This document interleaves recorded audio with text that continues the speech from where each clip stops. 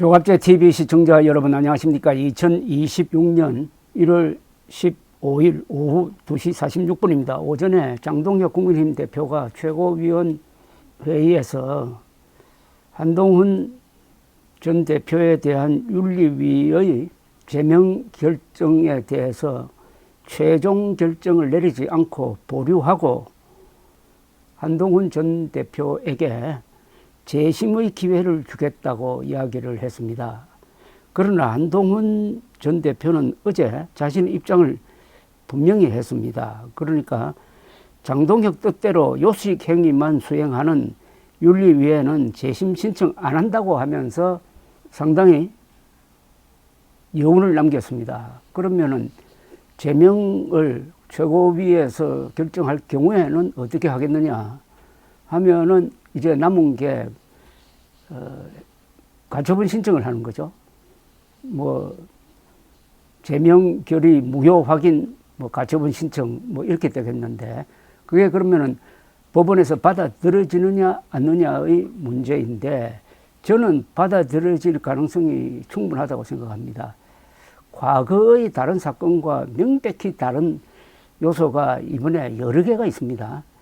가장 중요한 것은 당무감사위원회와 윤리위원회가 발표한 자료에는 명백한 거짓말이 들어있고 그 거짓말을 근거로 해가지고 즉 한동훈 전 대표가 당원 게시판에 글을 썼다 하는 것을 근거로 해가지고 또는 한동훈 가족이 쓴 글이 문제가 있다 하는 전제하에서 제명을 결정을 했는데 어제 윤리위가 두 번에 걸쳐서 정정 공지를 하면서 제명 사유로 들었던 한동훈 전 대표가 게시판 글을 썼다는 그 내용을 수정을 했습니다.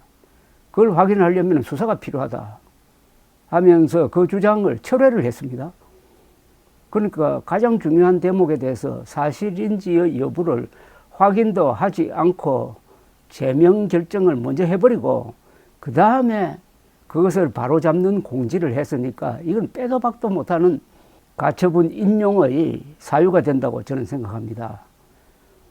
공당의 내부 사정에 대해서 국가가 너무 세밀하게 개입해서는 되지 않지만은 완전한 허위 사실을 근거로 해가지고 그 정치인의 권한을 제한한 정도가 아니라 거의 정치적 사망을 내리는 중대한 결정을 하려면은 사실이 뒷받침되지 않으면 안 되는데 이건 사실이 아니라 허위 사실임이 명백해졌다 이겁니다. 그러니까 아마 한동훈 전 대표는 오늘 장동혁 대표의 재심의 기회를 주겠다 하는 데 대해서 콧웃음을 치고 있을 것입니다. 아마 기존 입장 그대로 간다.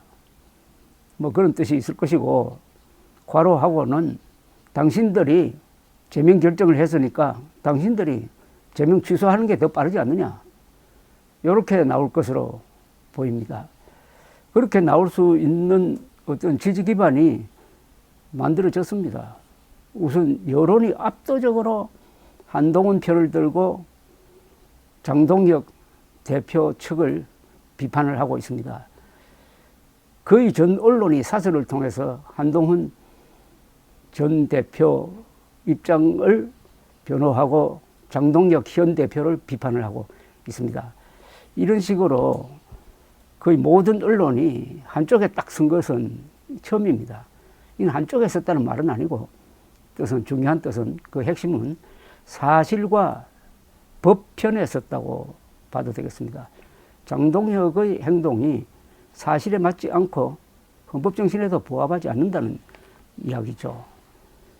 그 다음에 장동혁 세력이 하나 놓친 부분이 있는 것 같은데 이렇게 밀어붙이면은 그냥 먹혀들 것이고 한동훈 전 대표는 그냥 순순히 순종할 것이다 이렇게 본 것 같은데 그건 사람을 참 한참 잘못 본 것으로 보입니다. 이런 문제에 대해서 적당히 양보할 사람이 아닙니다. 한동훈 전 대표는. 그리고 이런 문제에 대해서 정면 승부를 하는데 우리나라에서 가장 특출한 법률 지식을 가지고 있는 사람이 한동훈 전 대표입니다. 뭐 좋은 예가 막강한 사모펀드, 국제 투기자본, 론스타를 상대로 법정 투쟁을 해가지고 7조 원의 국부를 지켜낸 사람이 한동훈 전 대표인 것입니다. 그렇다면은 한동훈 전 대표는 시간을 가지고 느긋하게 대응할 수도 있습니다. 왜냐하면 당장 어디서 공천받아야 될 입장도 아닙니다. 한동훈 전 대표는. 다만 앞으로 국민들에게 충분한 설명을 할 필요가 있습니다. 국민들의 지지를 받으려면 설명을 해야 됩니다. 한동훈 전 대표가 다소 부족했다는 점이 있다면 이 문제가 나왔을 때 있는 그대로 설명을 했어야 되는데 가족 문제라서 그런지 좀 조심스럽게 꼭 설명해야 될 부분도 설명하지 않음으로써 억울하게 당하고 있는 점도 있습니다. 예, 근데 개 목걸이를 걸어가지고 뭐 끌고 다녀야 한다는 그런 흉측한 말을 한동훈 가족이 한 것처럼 알고 있는 사람들이 너무나 많아요. 그것은 한동훈 가족이 쓴 글이 아닙니다. 다른 사람이 쓴 글입니다. 누명을 씌운 겁니다. 뭐 그런 것부터 시작을 해가지고 여기에 대해서 설명을 하지 않으면은 이 정치판이라는 게 반박되지 않는 거짓말은 사실로 통하는 그런 풍토입니다. 그래서 충분한 설명을 지금이라도 할 필요가 있겠다는 생각이 드는 것입니다. 한동훈 전 대표의 전략은 어제 짤막한 기자회견에서 이 사건을 제2의 계엄 사태로 규정한 데서 대충 짐작이 됩니다. 제2의 계엄 사태, 즉 장동혁 세력은 윤석열 세력의 연장이다. 이번에 심야에 자신을 제명하기로 한 것은 12월 3일 윤석열의 계엄과 비슷한 구도이다. 즉 부정선거 음모론자를 중심으로 똘똘 뭉쳐가지고 대한민국의 자유민주적 기본 질서에 도전한 사건이니까 거기에 대해서 굴하지 않고 반드시 끝장을 내겠다. 항복할 때까지 밀어붙이겠다 하는 이런 전략을 보인 바가 있습니다. 그렇다면 소소한 걸로 미끼를 던져가지고 한동훈 전 대표를 돌려놓기는 어려울 것 같습니다. 마치 봐주듯이 장동혁 씨가 한동훈 전 대표를 뭐 봐주듯이 일단 제명을 보류하겠다고 한 것이 먹혀들지 않는 거라는 이야기죠. 그러면은 한동훈 전 대표의 선택입니다. 즉 계속 가면서 제명을 결정할 것이냐 아니면은 그걸 취소할 것이냐 양자택일입니다. 취소냐 제명 강행이냐는 겁니다. 그게 각각의 선택에 따른 부담이 있겠죠. 그 부담 중에서 자신한테 유리한 것을 선택하게 되지 않을까 뭐 판단이 되는데, 근데 상식적으로는 선거를 앞두니까 한동훈 전 대표와 같이 손잡고 선거에 임하는 게 맞고, 그렇다면 이번 제명 조치를 취소하는 게 맞지만은 그거는 정상적인 사람의 사고방식이고, 장동혁 대표는 그것보다는 지방선거에서 국민의힘이 이기느냐 지느냐 보다는 선거를 통해서 어떻게 하면 자기 세력을 더 확대하고 더 단단하게 굳혀가지고 당권만은 놓지 않겠다. 거기에 목표를 둔다면은 제3자나 정상인들이 이해할 수 없는 방향으로 갈 것이라고 생각합니다. 기습 결정. 새벽에 무슨 일을 꾸미고 새벽에 터뜨린다는 사람은 뭔가 숨기고 싶은 게 있는 겁니다.